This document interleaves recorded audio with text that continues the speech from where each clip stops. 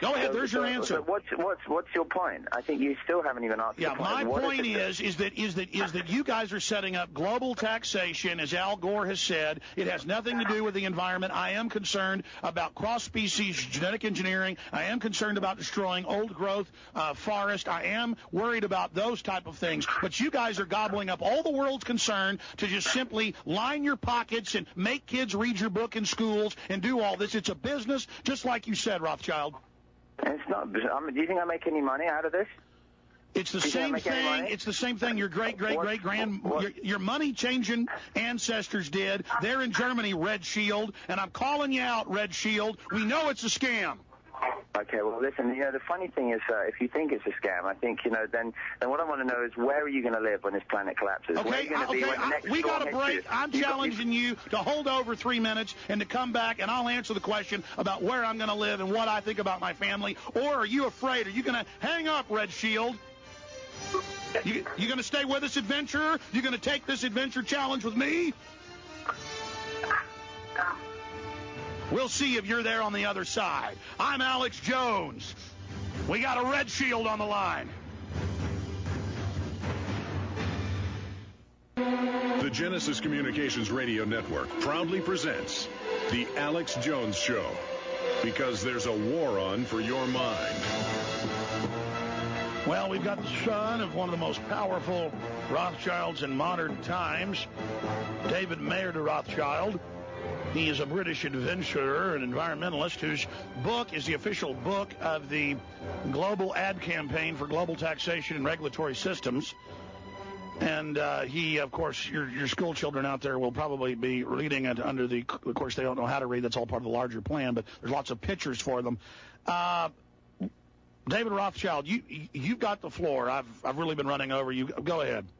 No, that's okay. I mean, I think when you say that it's all about tax, I think you have to look at all the other things which we're talking about. It's the recycling industry and the fact that there's the opportunities now is a $50 billion industry.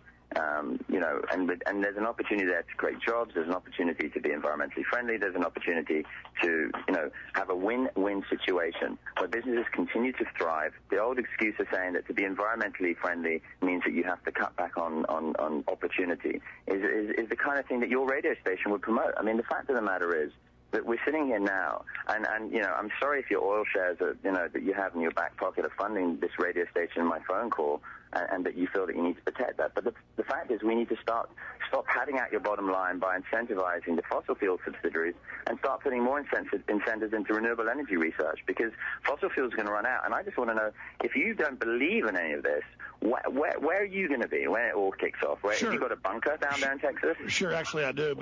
But let me be clear on this. I am for renewable energy. I am for new systems. It is the big oil companies that have stopped the 150-mile, per gallon carburetor.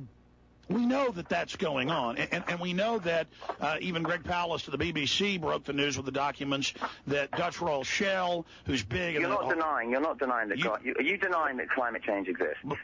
But see, do you want me to say this? No, I'm just wondering. I'm trying to answer your question. I'm trying to answer your question here. You're not here. answering me. I've answered this before. No, what I'm telling you is... No, answer my question, okay. Sir. Are you denying that climate change exists?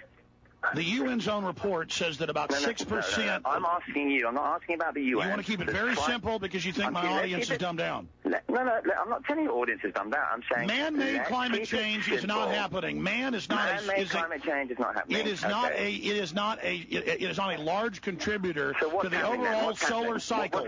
It is not a large contributor to the... NASA says the sun's radiance is the brightest ever recorded, and that it is the sun, energizing the space particuli in the atmosphere, Rothschild, and you know that. It's called Milankovitch's cycle. There's 3 different types of cycles, and yes, you're correct. There is an amount of our climatic systems that is dictated by the solar activity. How much solar energy is allowed into our planet, driver.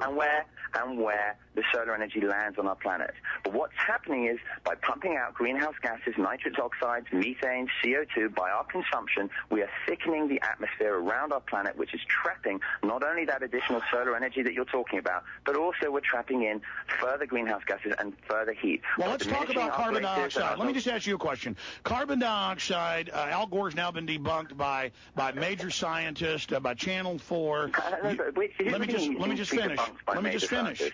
Well, he says that CO2 goes up, then heat goes up. It's actually trailing between 200 and 600 years after. Carbon dioxide is what plants breathe. They then put out more oxygen, and major ice core studies, it's up on prisonplanet.com. Right now we have links to mainstream news. Major studies just came out showing that they also indicate that during the last period between the ice ages, 116 to 130,000 years ago, when temperatures were an average of 5 Celsius to 9 Fahrenheit now, the glaciers on Greenland did not completely melt away, reports Reuters. But the point is, right, if the scientific community is coming out, we know that carbon dioxide is directly relatable to the temperature, to the atmosphere on our planet, right, to the temperatures that are, we know that for a fact. No, we don't. Yeah, of course we do. That's why we live in this, our planet is livable in, because we have a certain amount of CO2, 285 parts per million, which was what it was. CO2 boost actually then leads to cooling. It was 285 parts per million pre-industrial levels. Since the dawn of the industrial age. It peaked in 1955. It's been dropping. And it hasn't been dropping. You're in denial, sir. You really are. I think it's. I don't know where you're reading your facts. You just said all the scientists unanimously agree. That's the biggest hoax I ever heard. Do you find your facts on this fact is a joke.com? Let me ask you a question. Where are you finding your facts Let me ask you. I've got BP's website? No, we've had tons. BP is behind the peak oil scam. Listen. BP is behind the peak oil scam. Listen, we have the documents. Listen, CO2 is at 385 parts per million. No scientist in the world will deny that. And if you find that, and you find a scientist who's denying that right now at 385 parts per million of CO2, then you email it to me. I'll have a look, and I'll come back on your show, and I'll tell readers that I was wrong. No, we're not saying that CO2 levels aren't elevated. What we're saying is CO2 elevated levels are good. No, they're not good. They're not good. Who tells you that CO2 is one of the reasons why our planet has a stable climate. The reason when we start to increase we've never had a stable climate. That's another hoax. Rothschild, we've got a break. And now if you want to check it out, you can. We'll be right back.